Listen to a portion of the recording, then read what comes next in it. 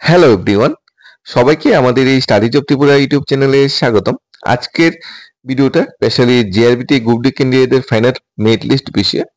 GRBT group D ক্যান্ডিডেটরা নতুন একটা প্রতিবাদে সবাই একত্রিত হয়েছে, নিজের একতাকে দেখানোর একটা নতুন মাধ্যম হিসেবে সোশ্যাল মিডিয়াকে বেছে নিয়েছে। যখনই মিনিস্টার বা মন্ত্রীরা সোশ্যাল মিডিয়াতে কিছু পোস্ট করছে, তখন তারা সাথে সাথে কমেন্ট বা নিজের মতামত বা রিকোয়েস্ট হিসেবে মিনিস্টারদের রিকোয়েস্ট করছে যে জিআরবিটি গ্রুপ ডি ক্যান্ডিডেটদের ফাইনাল মেরিট লিস্ট এবং চাকরি বা ওয়েটিং লিস্ট তাড়াতাড়ি দেওয়ার জন্য। এরকম দেখো, আমাদের মাননীয় মুখ্যমন্ত্রী ডক্টর মানিক শাহ একটা পোস্ট করেছিল গতদিন। সেই পোস্টের নিচে বেকার ভাই বোনরা খুব সুন্দরভাবে আবেদন নিবেদন করছে। যেমন ভাস্কর বণিক আবেদন করেছে, জয়রাম গুরু কিপাহি কেবলম।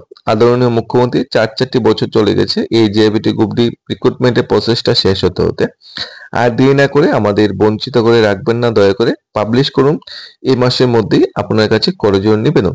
এই যে নতুন প্রতিবাদটা বেছে নিয়েছে, খুব সুন্দর প্রতিবাদ, সুন্দর মাধ্যম হিসেবে প্রতিবাদটা সোশ্যাল মিডিয়াকে বেছে নিয়েছে। এখানে কোনো আন্দোলন ধুমকি বা কিছু শুননি, সবাই রিকোয়েস্ট করছে। সঞ্জয় দত্ত সেম রিকোয়েস্ট করছে, আদরণীয় মুখ্যমন্ত্রী GRBT group D merit list publish করুন এই মাসের মধ্যে, আপনার কাছে করজোড়ে আবেদন। দাস প্রশান্ত সেম কমেন্ট করছে, sir release the GRBT group D merit list. তারপর সোহম সেম কমেন্ট করছে, অভিষেক পাল সেম ধরনের কমেন্ট করছে, Bimal Dev GRBT group D result published please. Abhishek Pal sir দয়া করে এই মাসের মধ্যে জিআরবিটি গ্রুপ ডি যে ফাইনাল মেরিট লিস্ট সেটা দেওয়ার জন্য। বিমল দেব সেম কমেন্ট করেছে, ভাস্কর বণিক তো আমি আগেই বলেছি সেম কমেন্ট করেছে। অর্থাৎ বেকাররা নিজে যে প্রতিবাদের মাধ্যম হিসেবে কোথায় বেছে নেবে? মিনিস্টারের সাথে দেখা করা তো চারটিখানি বিষয় নয়। আর জিআইবিটি তো সেদিন দেখা করার পর বলেই দিয়েছে নির্বাচনের পরেই সবকিছু হবে, নির্বাচনের আচরণবিধি শেষ হওয়ার পরেই সবকিছু হবে। তারপর মেকারদের মধ্যে নতুন একটা উদ্যম, যেটা পঞ্চায়েত নির্বাচন, তার উপর ভিত্তি করে এর আগে মেরিট লিস্ট পেপার দেই কিনা, তার উপর ভিত্তি করেই তারা এই মাধ্যমটা বেছে নিয়েছেন। Sanjay Dutta, Bapi Rudrapal, Rajib Basak, sir I humbly request you to release the GIBT group D final merit list as soon as possible. Barun Dey, sir humbly request, মানে সেম ধরনের কমেন্ট করছে। তাই বেকাররা সবাই একত্রিত হয়েছে, একত্রিত হয়ে চেষ্টা করছে সোশ্যাল মিডিয়ার মাধ্যমে রাজ্য সরকারের বিভিন্ন মিনিস্টার ও মন্ত্রীদের জানান দেওয়া যে আমরা অনেকটা ডিপ্রেশনে আছি, আমরা অনেকটা ভুগছি রেজাল্টের জন্য, 4 বছর ধরে আমরা ওয়েট করছি, কিন্তু কোনো ফলস্বরূপ আমরা কিছুই পাচ্ছি না। তাই আপনার কাছে রিকোয়েস্ট করছি GRBT group D final merit লিস্টের বিষয়টা সেটা দেখার জন্য এবং সেটা দিয়ে দেওয়ার জন্য। সাথে সাথে ওয়েটিং লিস্টে দেওয়া হয় এবং পঞ্চায়েত নির্বাচনের আগে, পঞ্চায়েত নির্বাচন তো জুলাই হচ্ছে, জুন মাসে হয়তো এটা নির্বাচন নিঘণ্টা পড়ে যাবে। সেম পার্জি শৃঙ্খলায় যে আমাদের মাননীয় অর্থমন্ত্রী, ওনার কমেন্ট বক্সও সেম। যেমন গুবি NDA, please publish GIBT merit list as soon as possible my respected sir.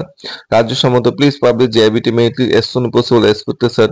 Kamal Mia, due to respect sir please publish GIBT group D merit list. Ankush Dev, please publish GIBT group D merit list as soon as possible my respected sir. মানে মাননীয় মন্ত্রী পার্জি শৃঙ্খলায়ও যে নিজের social media account থেকে যে post করেছে, সেই পোস্টের নিচে জিআইবিটি গ্রুপ ডির ফাইনাল মেরিট লিস্ট পরীক্ষার্থীরা সবাই কমেন্ট করছে যে তাদের করজোড়ে নিবেদন করছে, আবেদন করছে যে তাদের যাতে ফাইনাল মেরিটটা দিয়ে দেওয়া হয়। এখানে শুধু একজন না, অনেকে না, শত শত সংখ্যক হয়ে যাবে, দিন দিন একটা বৃদ্ধি পাচ্ছে।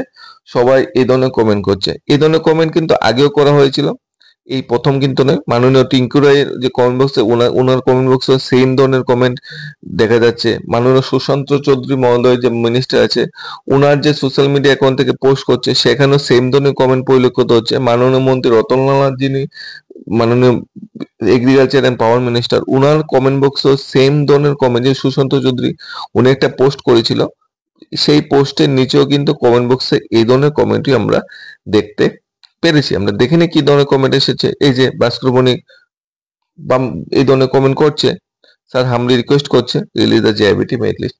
অর্থাৎ যে মাধ্যমটা বেছে নিয়েছে, মাধ্যমটা আইনিভাবে ঠিক, কোনো বেআইনি কোনো মাধ্যম না, আইনিভাবে ঠিক, আইনিভাবে ঠিক মাধ্যমে তারা বেছে নিয়েছে। তবে একটা কনফিউশন বা ডাউট আছে এখানে। মানিক মাননীয় মুখ্যমন্ত্রী ডক্টর মানিক শাহর অফিসিয়াল হোয়াটসঅ্যাপ নাম্বারে কিন্তু মেসেজ করা হচ্ছে, এটা কিন্তু অনেকটা আইনিভাবে আমি ঠিক বলবো না। যদি বেকাররা বঞ্চিত হয়ে এই ধরনের মেসেজ করতেই পারে, তারা ডিপ্রেশনে বলতে হচ্ছে, কিন্তু পার্সোনাল বা যে হোয়াটসঅ্যাপ নাম্বার আছে, সে হোয়াটসঅ্যাপ নাম্বারে এই ধরনের মেসেজটা আমার মতে না করে ভালো। বাকিটা বেকাররা নিজে বুঝবে যে কোনটা ভালো কোনটা না, তাদেরও একটা অ্যাসোসিয়েশন আছে, তাদেরও একটা সমাজ আছে, তাদেরও একটা সোসাইটি আছে, তারা বেটারটা ভালোভাবে বুঝবে। তবে আমার মতে মানে অ্যাটলিস্ট সোশ্যাল মিডিয়া প্ল্যাটফর্ম ফেসবুকে ঠিক আছে, টুইটারে ঠিক আছে, ইনস্টাগ্রাম এই ধরনের প্ল্যাটফর্ম গুলো ঠিক আছে, কিন্তু হোয়াটসঅ্যাপে পার্সোনালি মেসেজ করাটা ঠিক না। আর হোয়াটসঅ্যাপে পার্সোনালি মেসেজ করলে এসএস মুখ্যমন্ত্রী আদৌ দেখবেও না, আর দেখে কোনো রিপ্লাইও দেবে না। তাই এটা কোনো কাজে হয়তো বা আসবে না, বা আসতেও পারে। দেখা যাক কি হয়। এখানে বেকাররা যদি একটা মাধ্যম বেছে নিয়েছে, হয়তো তারা যে একতা বা তাদের যে সত্যতা বা তাদের নিষ্ঠা, সেই মাধ্যমটা বেছে নিতে তাদের বাধ্য করেছে। তবে আমার মতে ফেসবুকের যে সোশ্যাল মিডিয়া মাধ্যম, সে মাধ্যমে এরা যেভাবে সবাই একতা বা এক হয়ে যেভাবে বিভিন্ন ধরনের আবেদন নিবেদনমূলক কমেন্ট গুলা সেটে দিচ্ছে তাদের ফেসবুক হ্যান্ডেলে কমেন্ট বক্সে, তা কিন্তু মুখ্যমন্ত্রী বা যারাই ফেসবুক অ্যাকাউন্টটা হ্যান্ডেল করে তাদের নলেজে কিন্তু আছে অলরেডি। এতদিন জেআরডিপি গ্রুপটি মেরিট লিস্ট দেওয়ার জন্য যখন সবাই গড়ে বসেছিল, তখন কিন্তু মুখ্যমন্ত্রী বা অন্যান্য মিনিস্টার নজরে সেটা যায়নি। কিন্তু সেই দিনের যে বেকাররা একত্রিত হয়ে জেআরডিপি অফিসে গিয়েছে, সেটা পত্র-পত্রিকা ফ্রন্ট পেজে এতভাবে আলোকপাত করেছে যে সবার নজরে সেটা এসেছে। আর এখন এই যে সোশ্যাল মিডিয়া প্ল্যাটফর্মে এই ধরনের কমেন্ট গুলা করছে, সেগুলো কিন্তু মুখ্যমন্ত্রী বা অন্যান্য মন্ত্রীদের নলেজে যাচ্ছে। সবাই কিন্তু কমেন্ট গুলা দেখছে। তাই সবাই কিন্তু জেনেছে। আগে কি ছিল? আগে ছিল জিআরবিটি যে তোমাদের এক্সাম নিয়েছে, এক্সাম নিয়ে বসে আছে, মেরিট লিস্ট বা রেজাল্ট দেওয়ার কোনো বিষয় ছিল না। এখন কিন্তু জিআরবিটিও জেনে গেছে যে বেকাররা সব একত্রিত হচ্ছে, বেশি দিন দেরি করা যাবে না। আর এই ধরনের কমেন্টের ফলে মুখ্যমন্ত্রী অন্যান্য মন্ত্রীরাও জেনে গেছে জিআরবিটির বিষয়ে সবাই কিন্তু এখন মানে ডিপ্রেশন আছে, সবাই একত্রিত আছে, তাদের সেভাবে মানে দেরি করা যাবে না। তাই সবাই একত্রিত হয়ে যে কমেন্ট গুলা করছে, তাদের নলেজে যাচ্ছে, নলেজে যাচ্ছে মানে তারা জানতে পারছে, যে বেকাররা রেজাল্টের জন্য খুবই আগ্রহীত, রেজাল্ট তারা খুব শীঘ্রই চাই। এই নিয়ে জেআরবিটি গ্রুপটি ফাইনাল মেরিট লিস্ট বা রেজাল্ট নিয়ে কোনো তাল বাহানা তারা মানতে রাজি না।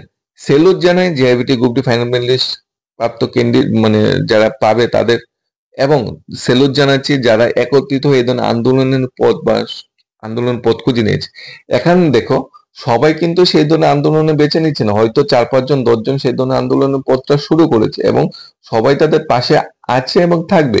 তো এখানে কিন্তু বেনিফিট শুধু 10-12 জন 6 জন যারা আন্দোলনের পথ বেছে নিতে তারা পাবে না, বেনিফিট পাবে আপমম 12,000 যারা গ্রুপ ডি ফাইনাল টেস্টের জন্য যারা অপেক্ষা করছে, যারা ইন্টারভিউ দিচ্ছে, তারা সবাই যার জন্য ওয়েট করছে, সবাই কিন্তু ফলটা পাবে। কিন্তু আন্দোলনের প্রথম সারিতে এগিয়ে এসেছে যারা, তাদের অবশ্যই সেলুট জানায়। তোমরা এইভাবে চালিয়ে যাও, কোনো বেআইনি কাজ তোমরা করছো না, তোমরা আইনি পথে হাঁটছো, তোমরা রিকোয়েস্ট করছো, এখানে কোনো ধমকি বা ধমকির সুর নেই। তোমরা রিকোয়েস্ট এভাবে চালিয়ে যাও, তোমাদের যে আন্দোলন বা প্রতিবাদটা বা প্রটেস্টটা যে করছো সেটা একদিন সাকসেস হবে। মাঝখানে কিন্তু কোনো ডিলিমি বা হেলে থাকা বা চলকে বলে এটাকে ডিলি করো না। কারণ পঞ্চায়েত তোমার যে লোকসভা নির্বাচনের মাঝখানে বর্তমানে তো রেজাল্ট দেবে না, রেজাল্ট দিতে পারে অনগোয়িং প্রসেস, রেজাল্ট দিতে পারে, কিন্তু গভর্নমেন্ট মানে অতীত গুলো আমরা যদি ভালোভাবে টেনে এসে দেখি, এই ধরনের রেকর্ড নেই যে নির্বাচনের প্রাক মুহূর্তে এসে রেজাল্ট দিয়ে দিতে, বা নির্বাচন আচরণবিধি চলছে সেই টাইমে কোনো রেজাল্ট দিয়ে দেওয়া। উপনির্বাচন হয়েছিল বস্কনগর নলছর, তখনই রেজাল্ট দিয়ে নেওয়া, এটা তো পুরো দেশে নির্বাচন, এটা কিভাবে রেজাল্ট দেবে? এরপর চলে আসবে গ্রাম পঞ্চায়েত নির্বাচন, মাঝখানে শুধু আমরা 3-7 সপ্তাহ বা 1 মাস সময় পাবো। 1 মাস সময় ভিতরে রেজাল্ট না দিলে সেই রেজাল্ট আবার সেপ্টেম্বর অক্টোবরে গিয়ে দৌড়াবে। মানে পঞ্চায়েত নির্বাচনের সময় কিন্তু এটা পঞ্চায়েত নির্বাচন, অ্যাকচুয়ালি অনগোয়িং প্রসেস গুলো রেজাল্ট দিতে পারে, কিন্তু বাস্তবে কিন্তু দেবে না। পঞ্চায়েত নির্বাচন ডিক্লেয়ার হয়ে গেলে সেই রেজাল্ট গুলো দেবে না। তাই এইভাবে আন্দোলনের পথটা আমাদের বেছে নিতে হবে। নির্বাচনটা আচমকা শেষ হলে আমাদের আবার জিআরবিটি অফিসে যেতে হবে। তোমরা এভাবে চালিয়ে যাও, তোমাদের পাশে আমরা আছি, ছিলাম। তোমরা জীবনে সাকসেস হলে আমরা খুশি, তোমরা জীবনে প্রথম সারিতে এগিয়ে যেয়ে যদি হলুদ খামটা হাতে পেতে পারো তাতেও আমরা খুশি। তোমরা জীবন বা তোমরা ভবিষ্যতে শুভকামনা করলে আজকে ভিডিওটা এখানেই শেষ করলাম। ধন্যবাদ সব জিআইবিটি গ্রুপ ডি ক্যান্ডিডেটদের। তোমরা নিজে পরিশ্রম করে, নিজে মানে খাটনি করে এতটুকু এগোতে পেরেছ, তোমরা আরো সামনের সাথে এগোবে। ধন্যবাদ সবাইকে। কার্ডিজব ত্রিপুরা ইউটিউব